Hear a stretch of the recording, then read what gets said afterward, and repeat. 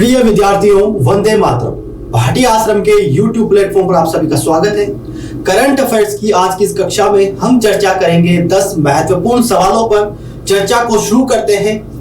पहला सवाल हमारा है, हाल ही में बहुआयामी गरीबी सूचकांक मल्टी डायमेंशनल पॉवर्टी इंडेक्स को किस आयोग द्वारा जारी किया गया? तो बहुआयामी गरीबी सूचकांक को भारत सरकार के एक महत्वपूर्ण थिंक टैंक नीति आयोग द्वारा जारी किया गया। बहुआयामी गरीबी सूचकांक को नीति आयोग द्वारा जारी किया गया। बात करते हैं कि इस सूचकांक में महत्वपूर्ण बातें क्या है। मल्टी पॉवर्टी इंडेक्स गरीबी को उसके कई आयामों में मापने का प्रयास करता है और वास्तव में प्रति व्यक्ति खपत व्यय के आधार पर मौजूदा गरीबी के आंकड़े प्रदान करता है।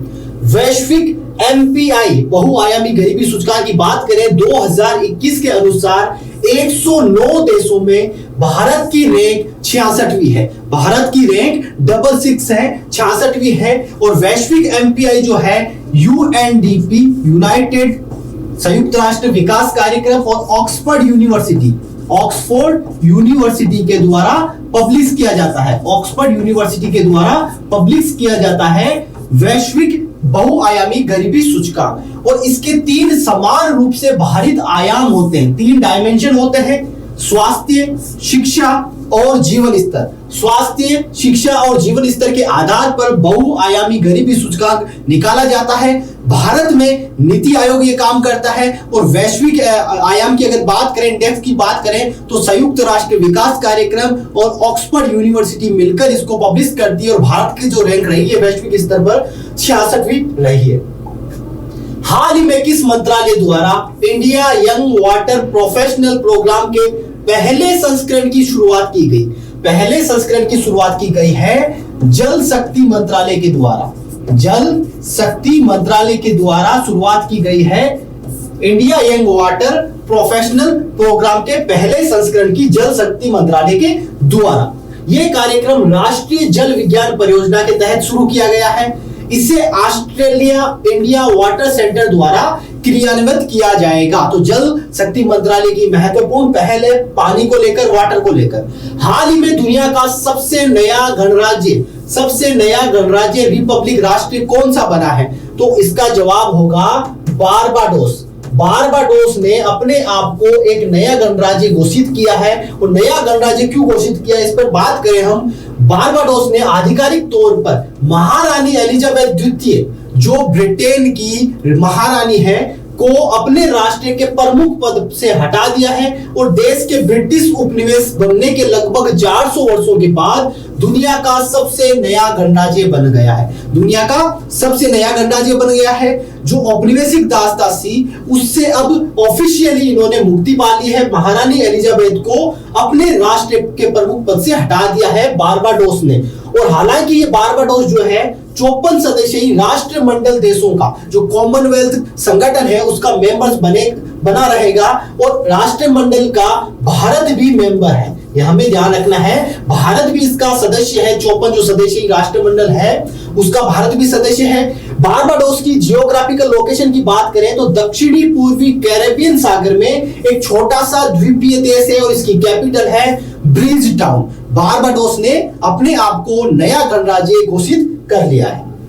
28 नवंबर 2021 को राष्ट्रीय कैडेट कोर एनसीसी ने अपनी स्थापना की कौन सी वर्षगांठ बनाई है?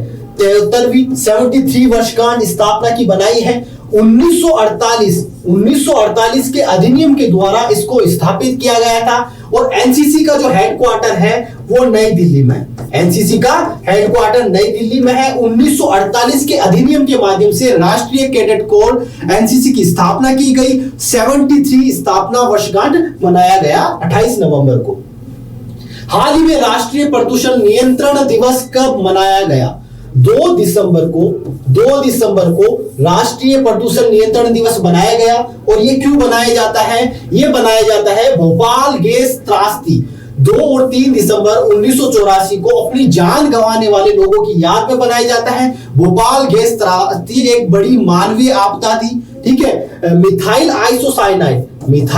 आइसोसाइनाइड गैस का रिसाव हुआ और उसमें काफी लोगों ने आइसोसाइनाइड गैस का रिसाव हुआ, काफी लोगों ने अपनी जान गंवाई और उसकी स्मृति में 2 दिसंबर को प्रदूषण नियंत्रण दिवस मनाया जाता है।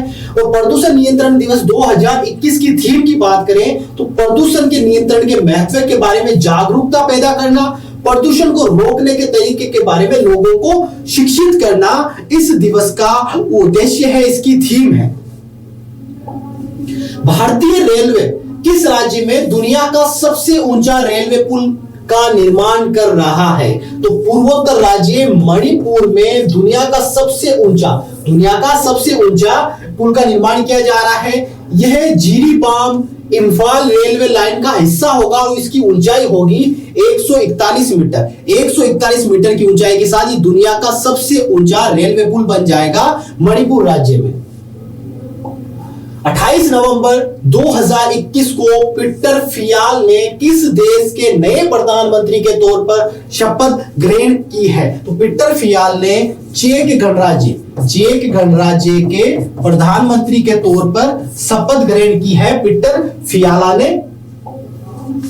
हाल ही में किस राज्य या केंद्र शासित प्रदेश में पहली बार अहर्बल महोत्सव का आयोजन किया गया? तो भारत के नए केंद्र शासित प्रदेश जम्मू कश्मीर में इस महोत्सव का आयोजन किया गया, जम्मू कश्मीर में। और बात करें इस अहर्बल बेसिकली एक जलप्रपात है जिसे कश्मीर का नियाग्रा जलप्रपात भी कहा जाता है। कश्मीर का नियाग्रा जलप्रपात भी कहा जाता है। और आपको ये बताना है कि नियाग्रा जो जलप्रपात है वो किस देश में है? नियाग्रा जलप्रपात, जिसकी तुलना अहर्बल जलप्रपात से की जाती है। राहुल नृत्य जम्मू कश्मीर से है। और दाचीगम राष्ट्रीय उद्यान काफी फेमस है हंगुल के लिए फेमस है। और एशिया का सबसे बड़ा ट्यूलिप जो गार्डन है वो भी जम्मू कश्मीर में है। खेलो इंडिया विंटर गेम्स का आयोजन जम्मू कश्मीर में होगा। नेक्स्ट प्रश्न पर चले तो हमारा प्रश्न है, हाल ही में किस राज्य के पर्यटन विभाग ने स्ट्रीट परियोजना लॉन्च की है? तो दक्षिण भारत के केरल राज्य ने इस परियोजना को शुरू किया है। यह परियोजना केरल पर्यटन ने हाल ही में 7 जिलों में चुनिंदा स्थानों में street sustainable, tangible, responsible, experimental, ethnic और टूरिज्म परियोजना को शुरू किया है। यह परियोजना पर्यटकों को इन स्थानों की विविधता का अनुभव करने में मदद करेगी और इसके विभिन्न चरण होंगे। ठीक है, तो स्ट्रीट परियोजना जो पर्यटन से संबंधित है केरल ने शुरू की है। हाल ही में जारी world wide cost of living index 2021 के अनुसार दुनिया का सबसे कह सकते हैं रईस शहर कौन सा है? तो तेल अवीव। और देश की बात करें तो ये इजराइल का एक शहर है तेल अवीव, जो दुनिया का सबसे महंगा शहर है world wide cost of living index के अनुसार।